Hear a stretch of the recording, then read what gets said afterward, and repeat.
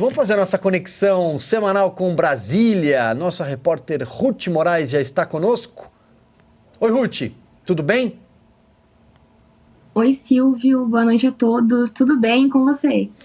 Tudo jóia. Ruth, queria começar te perguntando se você já conseguiu mapear mais ou menos a composição da CPMI do dia 8 de janeiro, que deve começar em breve, né? Imagino aí que na semana que vem ou nas próximas ela já comece a funcionar e todo mundo quer saber quem deve ser o relator, quem deve ser o presidente. É verdade que o governo vai dominar a comissão?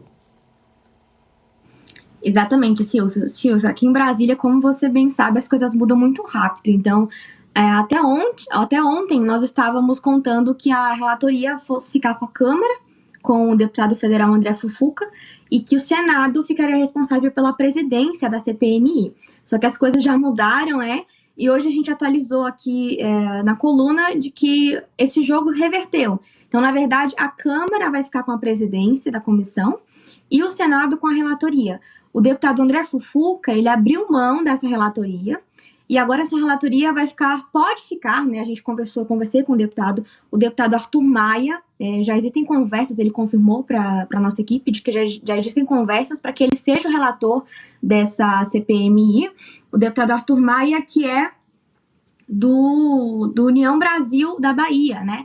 E a presidência da CPMI pode ficar com o senador Eduardo Braga, do MDB do Amazonas, né? Então, esse jogo já reverteu um pouco, né? Também tá rolando uma conversa de que o PL pode ficar com a vice-presidência da comissão. Conversei com o Altineu Cortes, que é o líder do PL na Câmara. Ele não confirmou nenhum nome, mas disse que já existe uma conversa para que eles fiquem com a vice-presidência. E sobre o mapeamento da CPMI, como nós sabemos, são 16 cadeiras para cada casa de membros titulares, mais 16 cadeiras de membros de suplentes. Então, no Senado, até o momento, depois da manobra do Randolph, né, que ele mudou de bloco para tirar uma cadeira da oposição, o bloco Vanguarda, que é o bloco da oposição, ficou com 2 cadeiras.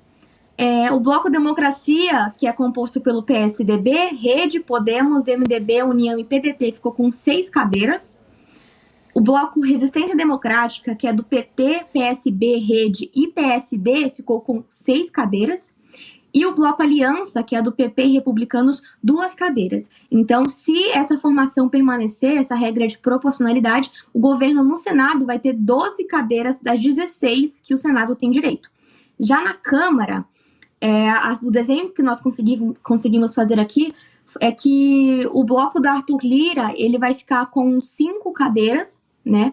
Um outro bloco do Republicanos com 4, o PL com 3, né? O PT vai ficar com 2, um outro bloco do PSOL com o Rede com 2 cadeiras, com 1 cadeira, perdão, e o Novo vai ficar com 1 cadeira também. Então, na Câmara, o governo não vai conseguir fazer uma maioria, porque o blocão do Lira, ele é muito individualista, né? Depende de cada deputado em quem ele indicar. E até o momento esses nomes ainda estão um pouco nebulosos, né? Nós temos confirmados nomes da Câmara, do PL, o Eduardo Bolsonaro, o delegado Ramagem, o André Fernandes, né? E no Senado nós temos confirmada a senadora Damares, do Republicanos, com a suplência do Cleitinho, o senador Cleitinho. O bloco da oposição ainda está com a ideia de indicar o Magno Malta, e essa segunda cadeira pode ser que fique com o senador Girão ou com o senador Flávio Bolsonaro, né? O Marcos Duval pode ir pelo Podemos também, e temos a confirmação do Isalci, do PSDB, né? O governo já está pensando em indicar o Randolph Rodrigues, o Renan Calheiros e o Omar Aziz. Então, esse é o desenho que a gente conseguiu fazer da CPMI. Perfeito, a Ruth já com o mapa da CPI à mão. Bom, vou colocar você para bater um papo aqui com a nossa bancada. Ruth, passando a bola aqui para a Cris. Oi, Ruth, boa noite, prazer falar com você. Eu não sei até que ponto você consegue responder, mas pelo menos por ter sentido o clima de bastidores aí, talvez possa nos dizer mais ou menos como é que está a história dos votos. Eu sei que a Oeste está fazendo um placar, né? e a gente, estou falando aqui do PL das fake news, né? Mas a gente está associando muito uma coisa com a outra. Aliás, PL da censura, vamos dar o nome certo, né? PL da censura. A gente está associando muito uma coisa com a outra porque todo mundo ficou chocado de ver a postura dos deputados do Republicanos votando pela urgência de um projeto que que ninguém, né, sequer sabia o conteúdo final, tá? Ainda hoje o pessoal dizendo cadê o texto final, ninguém sabe o texto final, como é que eles votam e votam massivamente um partido que até poucos meses atrás estava apoiando a candidatura do presidente Bolsonaro, vota massivamente pela urgência de um projeto que quer calar os brasileiros. Está aí o placar.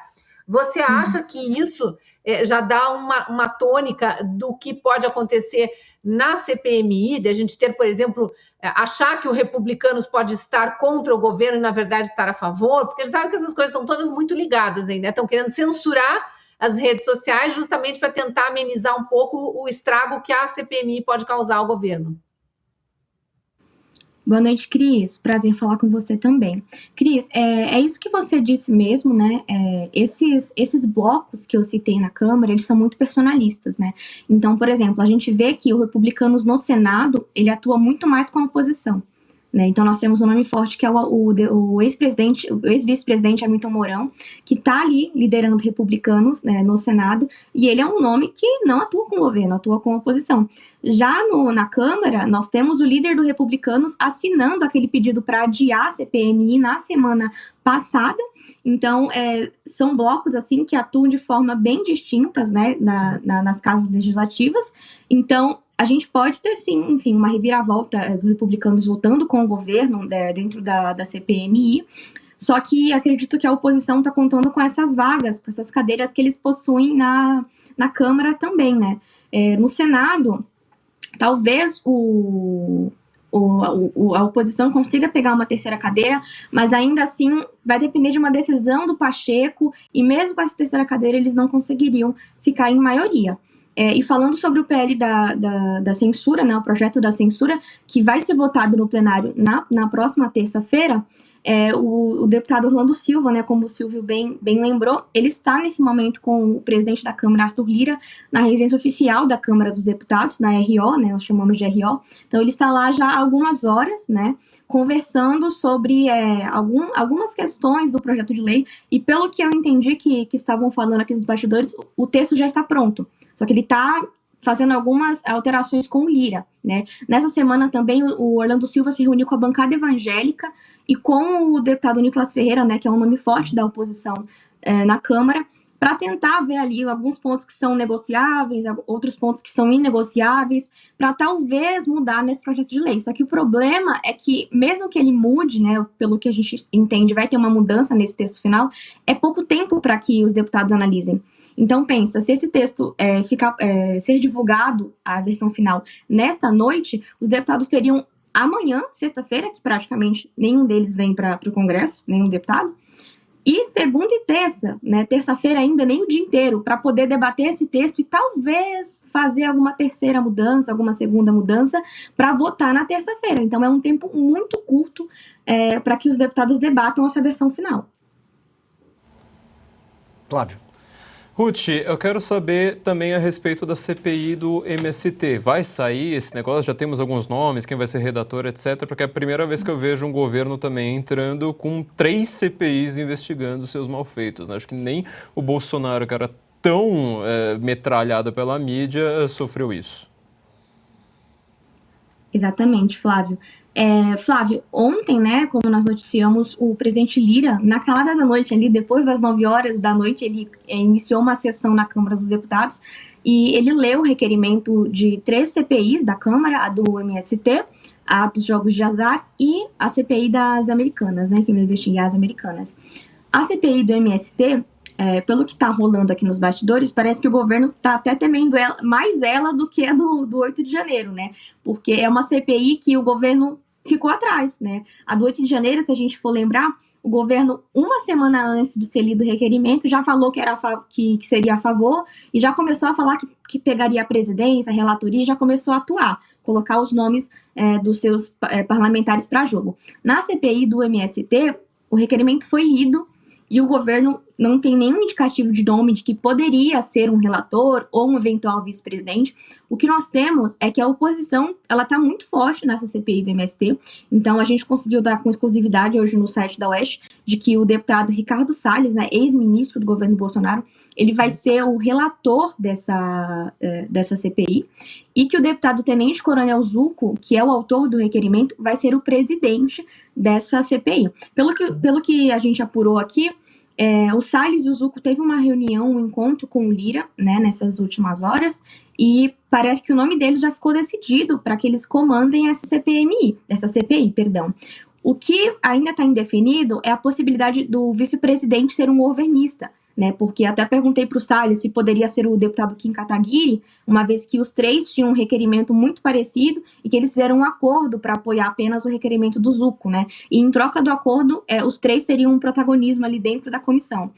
Só que o deputado Salles falou para mim que acha que isso é pouco provável, porque eles precisam dar espaço para alguém do governo tentar dialogar ali dentro, né? Senão a oposição tomaria conta.